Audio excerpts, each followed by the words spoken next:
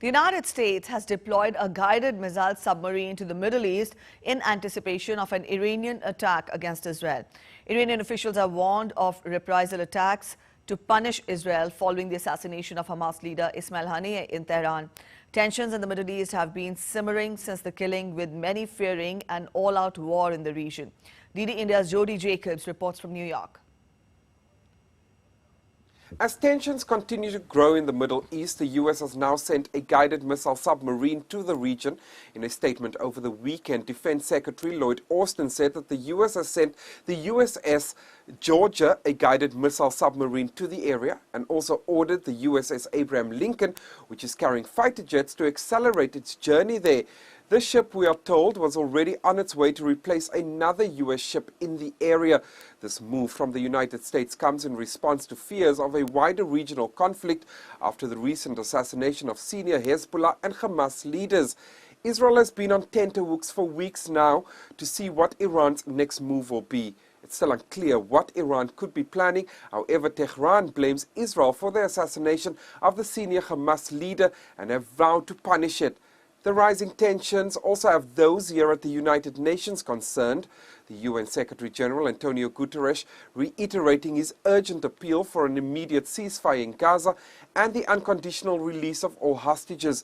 He believes that with a ceasefire in place, calm can be restored in the region. At the same time, an urgent UN Security Council meeting has been convened on Tuesday at the request of Algeria.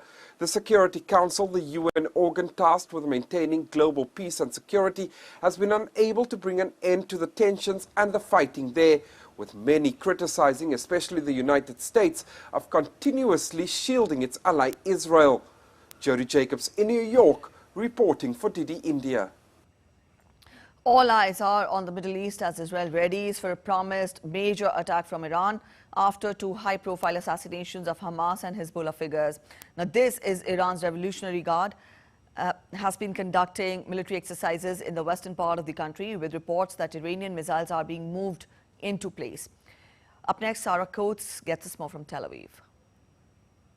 Well, it certainly is a very tense time in the region. While there's been no change in the directive from the Israeli military to people here on the ground in Israel, what we can tell you is that the head of the IDF has come out to say that the military is prepared for confrontation on a number of fronts after carrying out a number of situational assessments. Now, in terms of the preparedness of the Israeli Air Force, the directive here is that anyone serving in the Air Force currently is not allowed to leave Israel.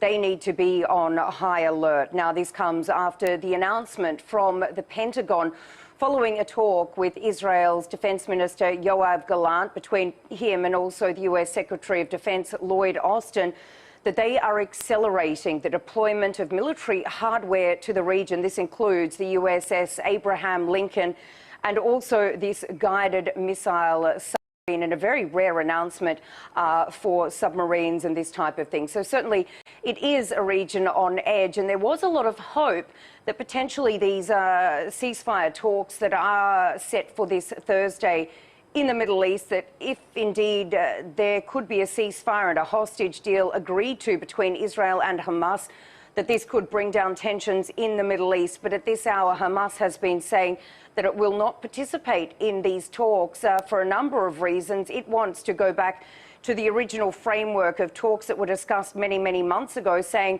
basically there's no point entering into new discussions, saying that Benjamin Netanyahu, the Israeli Prime Minister, that he has set new conditions. And also we need to remember that there was the assassination of the head of Hamas's Politburo, Ismail Haniyeh, and also recent strikes in Gaza. So certainly a lot of uncertainty surrounding these talks and whether they will indeed go ahead, and if there's any point for them going ahead if these two warring parties are not included. But certainly, once again, a lot of tension here in the region. Rockets continuing to be fired from southern Lebanon into these northern Israeli communities. And throughout the day on Monday, rockets also fired from the Gaza Strip toward Israeli territory.